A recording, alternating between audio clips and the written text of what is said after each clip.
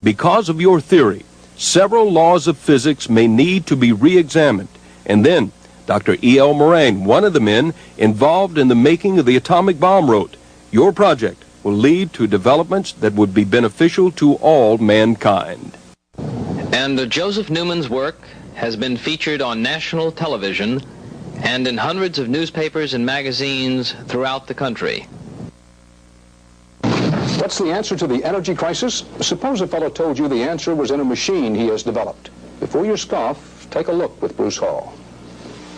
In the backwoods of Mississippi, a mile down this dirt road, past the keep out and no trespassing signs, is the workshop of Joe Newman, a brilliant, self-educated inventor who says he has developed a machine that could solve the energy crisis. Back to Take Two on CNN.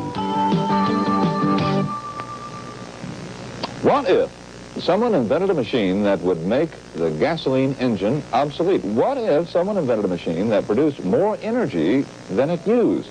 And that energy is cheap, non-polluting, and safe. That person would probably be hailed as the greatest scientist since Einstein, with a discovery as important as electricity and as revolutionary as the wheel.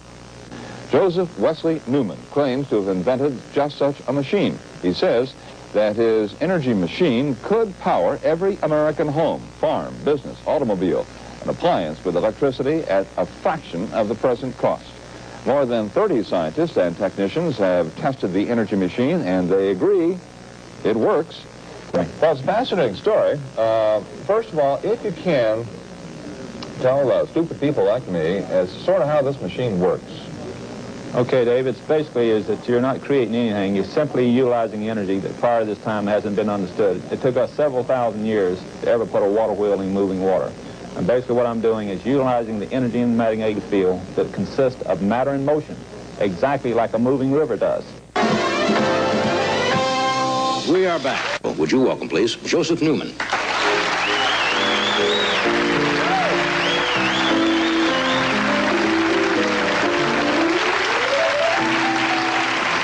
Nice to meet you. I appreciate you having me. Do you think your machine, if it can be commercially made available, can, for example, a person would buy a 300 or 400 pound unit and all of a sudden would be able to produce all of the energy they need for their home? Is that certainly within the realm of possibility? Exactly. I have absolutely no doubt about it. That such a device hooked to a home, a person will never have to pay for energy again.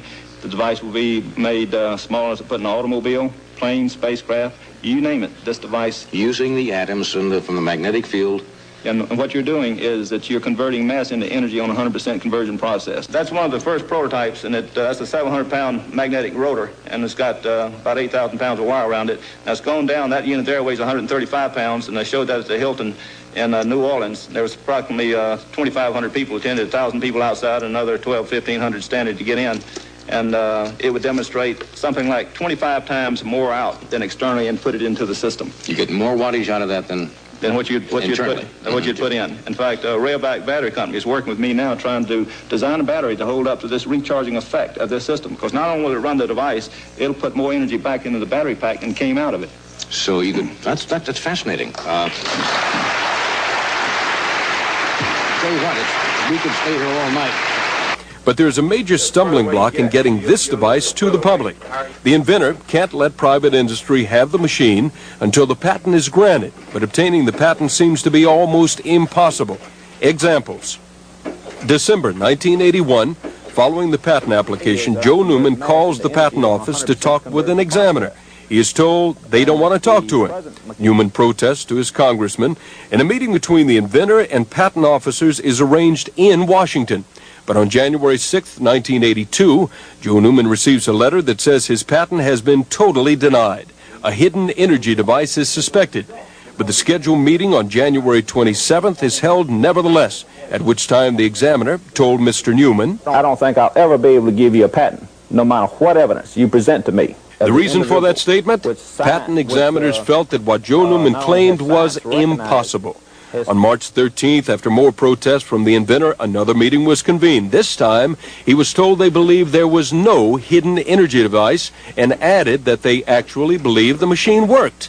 But now, they feel his technical description of his invention is inadequate. And then I asked him a second time, in fact. I said, "You're saying that you agree that the energy out is greater than the energy in?" He said, Mr. Newman, you say that it does. We looked at the facts. We believe you. Mr. Newman then protested to the Patent Office's Board of Appeals. A meeting is set for September 30th, 1982. Incredibly, at that meeting, Joe Newman is told the description of his invention is now adequate, but... Then they went back and started saying, we don't think that the device is now operable. And also at the time of this meeting, they gave me 2 minutes at the very end of the discussion that they allowed me to get up and try to discuss at that time it was 17 years of work in 2 minutes. So in little less than a year, the U.S. Patent Office has told the man who just may have an amazing machine, number one, they didn't want to talk with him. Number two, they will never give him a patent. Number three, the invention has a hidden energy device. Number four, there is no hidden energy device. Your invention works, but your description of the invention is inadequate. And finally, your description is adequate. Your invention does not work. And now 31 people with scientific backgrounds have signed legal documents swearing to the machine's validity.